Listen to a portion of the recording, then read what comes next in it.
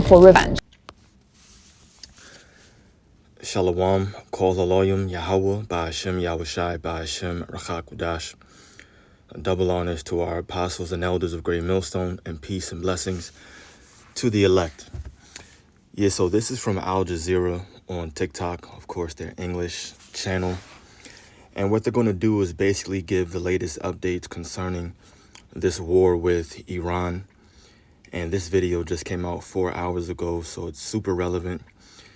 And even if you're not super in tune with the war and politics and the global economy in general, you still have to watch and understand as much as you can, even if it's just a little bit, because our job, we're commanded to watch.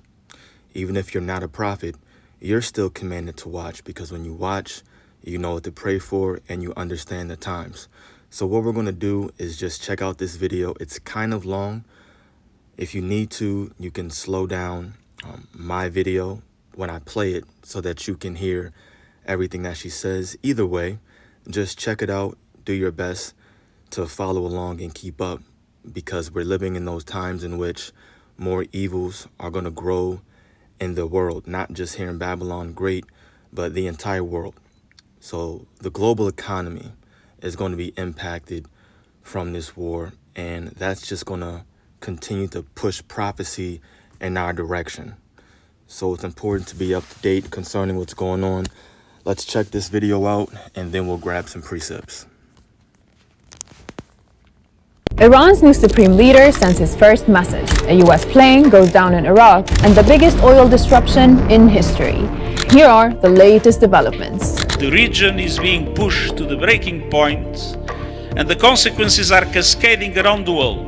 Iran's new supreme leader, Ayatollah Mujtaba Khamenei, has issued his first statement and is calling for revenge. But he didn't appear in person, and the message was read out on state television. Take a listen. این اطمینان را به همگان می‌دهم که ما از انتقام خون شهداء شما صرف نظر نخواهیم کرد که توسط دشمن شهید می‌شود خود موضوع مستقلی برای پرونده انتقام است. Khamenei went on to urge Gulf neighbors to close U.S. bases. He said the Strait of Hormuz would remain closed and that Iran will respond proportionally to every attack. Unsurprisingly, it was a message of defiance, with no sign Iran would back down. On the ground, Israeli and U.S. strikes were more intense than ever, with an increasing death toll. The Red Crescent says more than 1,300 people have been killed, but it's been unable to update its figure for several days. The UN is increasingly alarmed and says across Iran, 3.2 million people have now been forcibly displaced. Hours after Iran's supreme leader gave his first statement, Israeli Prime Minister Benjamin Netanyahu gave his first press conference since the war began. He said Israel was winning the war, but he indicated airstrikes alone wouldn't be enough to topple the government. הוספתי יעד נוסף, והוא ליצור את התנאים לעם האיראני, באמת להסיר מעליו. It's up to you. זה תלוי בכם. As he spoke, sirens sounded over major Israeli cities, with more reports of destruction. And although Netanyahu insists Iran has been dealt heavy blows, he admits Iran's missile program has now been pushed deeper underground. In Lebanon, the Israeli military is meeting to decide on whether to authorize a large-scale ground operation against Hezbollah. Troops are pushing deeper into southern Lebanon, and Israeli attacks are intensifying in Beirut. Nearly 700 people have now been killed and over 800,000 displaced. In Iraq, there's been a drone attacks on a base in Erbil, where international forces are based on a mission to fight ISIS.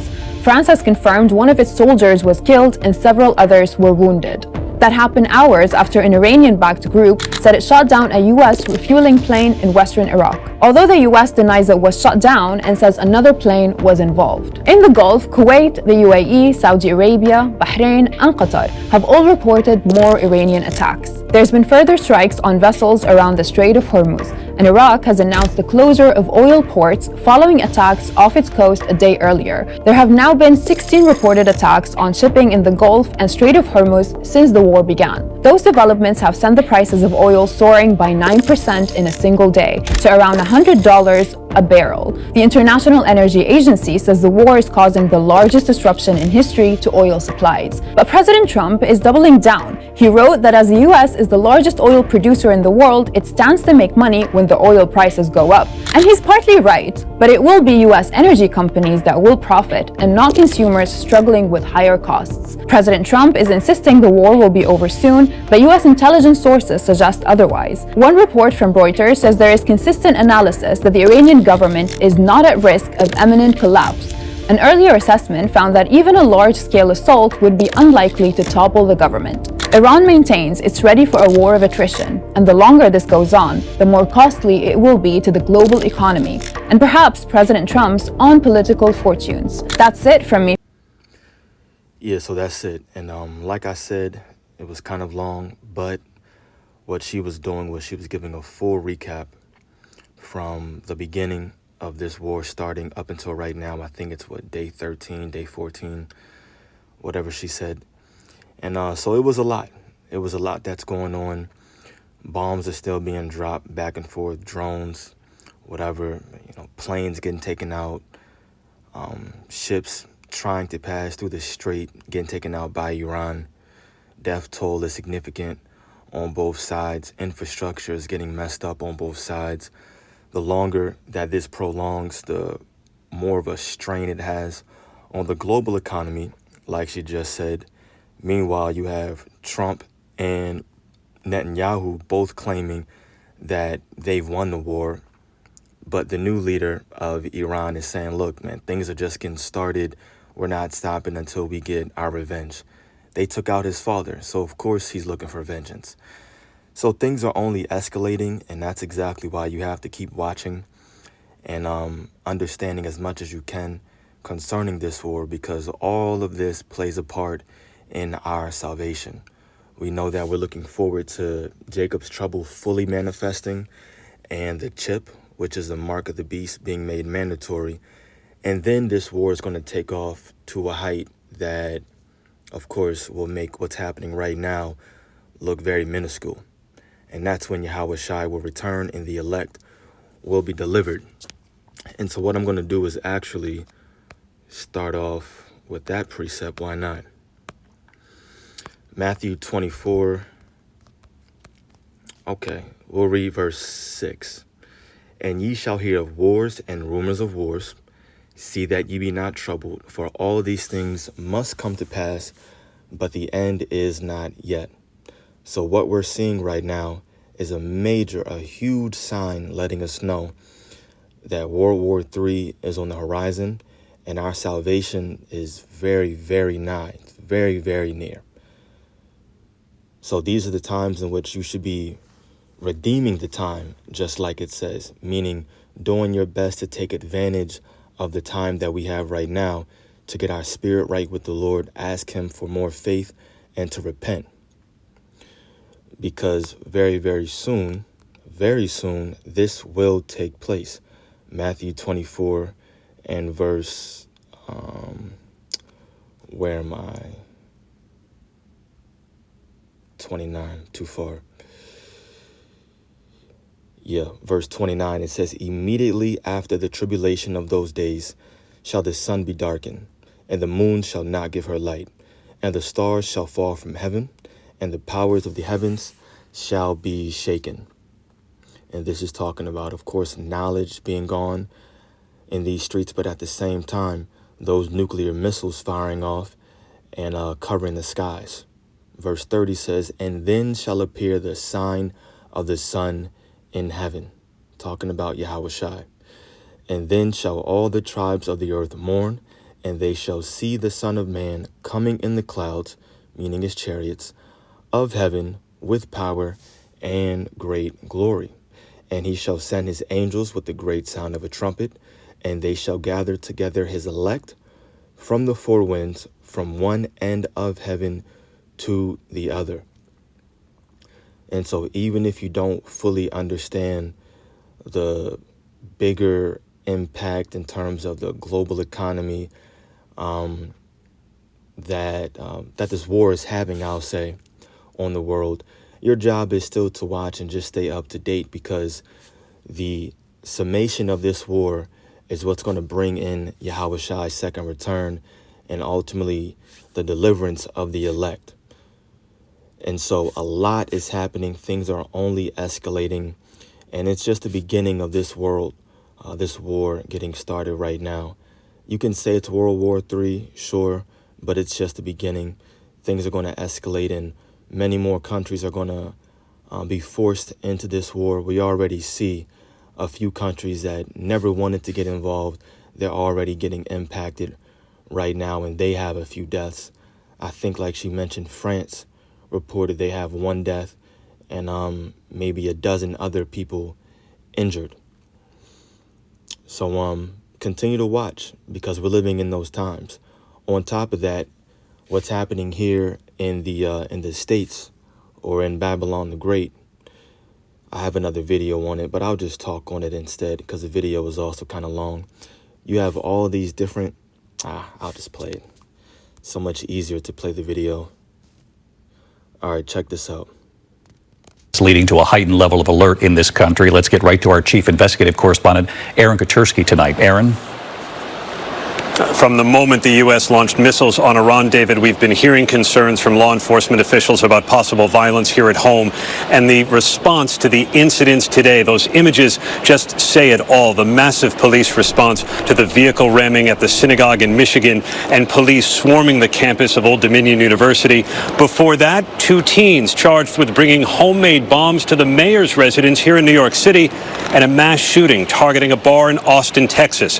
And David, we reported here 24 hours ago, the FBI quietly sent an alert in recent days about Iran's potential aspirations to retaliate with attack drones at unspecified targets in California. The FBI going public with that alert today, clarifying that the intelligence underpinning it was unverified. Still, California Governor Newsom and police in the state took it seriously, and tonight police across the country are stepping up patrols, particularly outside synagogues and other locations that are tied to the Jewish community. David? Aaron Katersky back with us tonight. Aaron, thank you. Yeah, so of course you have things turning up here in Babylon the Great. More violence, more threats and attacks in the so-called homeland. Now amongst this war with Iran, you have people over here with 2 little white boys creating these little bombs. You got different mass shootings, police showing up to random places, and it's happening in various different states. It's not just one area. So like we keep saying, we're living in those times in which you never know what could happen. Then they said the FBI came out with some random intelligence talking about Iran is going to strike specific areas in California. Then in like 24 to 48 hours, they come out and say, well, actually, our intelligence wasn't verified. That's not true. Come on, man. What are you talking about? What's really going on? That's why you just got to keep your head on a swivel. We know what's going on. They just need a reason to put boots on the ground and to continue this war. And how easy would it be to do that if they just said some kind of T-attack happened and blame Iran? T-attack, or I'll just say false flag, and they just blame Iran. Now the people here get riled up. There's even more violence here. And now the military people, they build up their morale and their conviction to go to Iran. Who knows? That's just speculation. Either way, Esau is just putting out random things, talking about what they don't know. You know what I'm saying? Where did it come from anyway? Where did the FBI get its intelligence from for them to just say, well, actually, I'm going to end off with this. This is 2 Esdras 15 and verse 14. Woe to the world and them that dwell therein, for the sword and their destruction draweth nigh. And one people shall stand up and fight against another, and swords or guns in their hands. For there shall be sedition among men, and invading one another. They shall not regard their kings, nor princes, meaning the people in power, and the course of their actions shall stand in their power, meaning it's going to come a time where people are going to do whatever they feel is necessary. Looting, robbing, killing. I'll just say straight up, I'll say the other word, but you know what it is. Starts with an M. I'm just going to keep it a little bit PG for the YouTube algorithm. But that's how bad of a time we're coming into. They're talking about oil reaching 200.